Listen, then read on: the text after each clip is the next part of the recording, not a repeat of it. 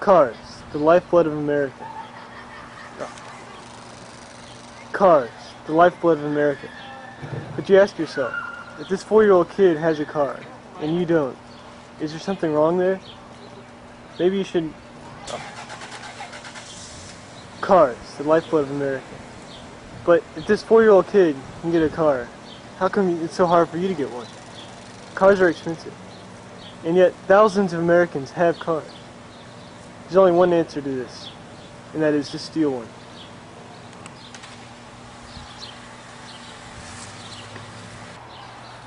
But all cars are not made the same. This indiscrepant Cherokee has a car alarm. And this Suburban has anti-theft steering and a closed hood. All these... And this white Suburban has a anti-theft steering, and the hood has a automatic locking device, and you can only access this from inside the car. But you don't want a Suburban, do you? What you really want is this car, a 1968 Mustang. Besides its stunning beauty, it also has this car, a 1968 Mustang. Besides its obvious beauty, it also has, like this car, a 1968 Mustang. Aside from its obvious beauty, it is woefully lacking in the basic anti-theft devices. The hood can be opened from the outside, and you can jumpstart it with a simple screwdriver or a wire. Notice the lack of a outside device for opening the hood. It would be nearly impossible to open this without the inside locking mechanism.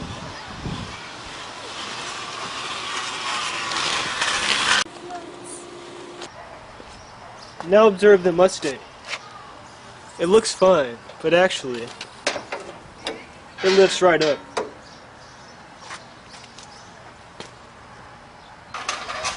Here's the engine compartment. Not only is Here's the engine compartment. Now don't get discouraged if your engine isn't labeled, but we have here the necessary parts to know in order to steal a car. The most specialized piece of equipment you'll need is a length of wire and some connection clips at the end. The most specialized piece of equipment you'll need is a length of wire with alligator clips at the end. And really, an old coat hanger could work.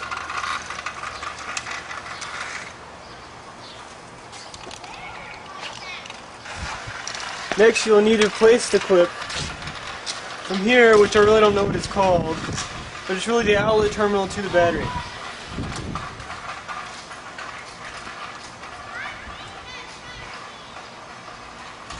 Next, I'll need to place a clip here, the outlet terminal to the battery from this thing, which I really don't know what it's called.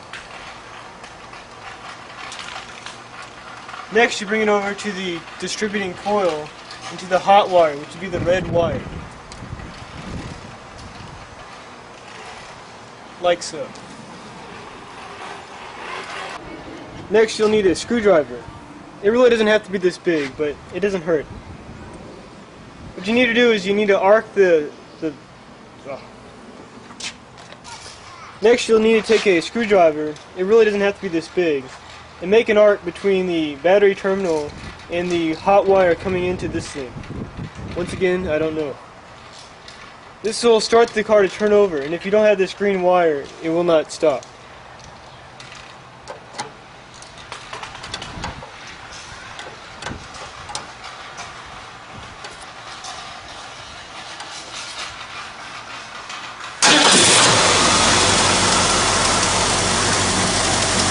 That's 302 cubic centimeters of cylinder right there.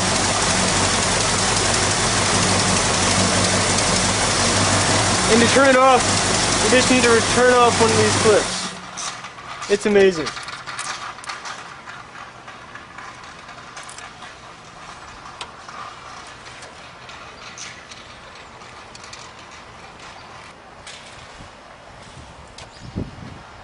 You have to give those guys at Ford some credit. They did include locks on the door. Yet, a swift thrust with your street lock.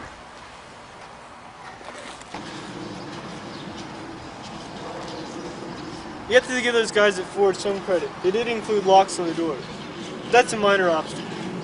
What you need is the screwdriver once again to bash in the rear window here. It's really pretty easy, and sometimes you can even force it down. Once that's accomplished, you reach in and pop up the lock.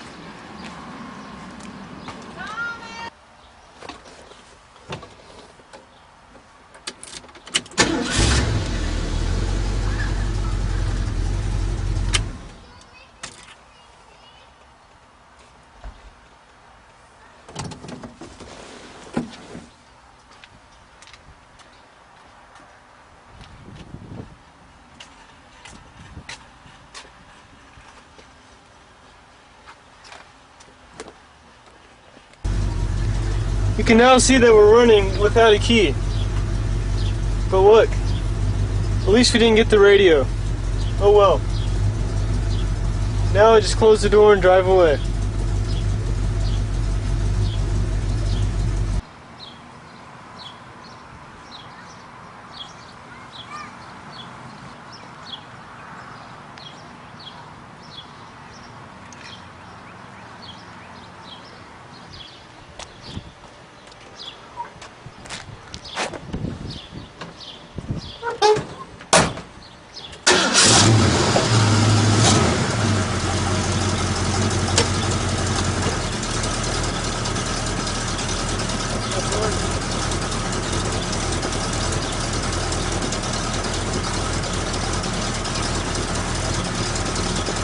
That's how to steal a car.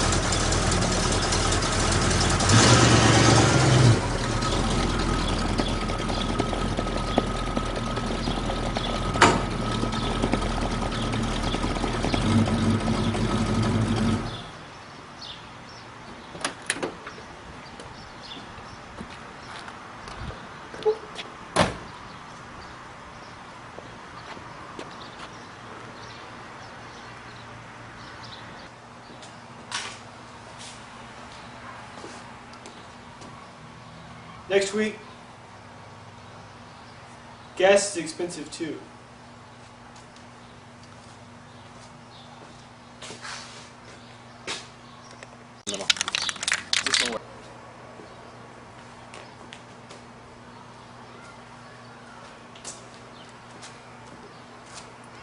And remember, gas is expensive too, so next week, how to siphon safely.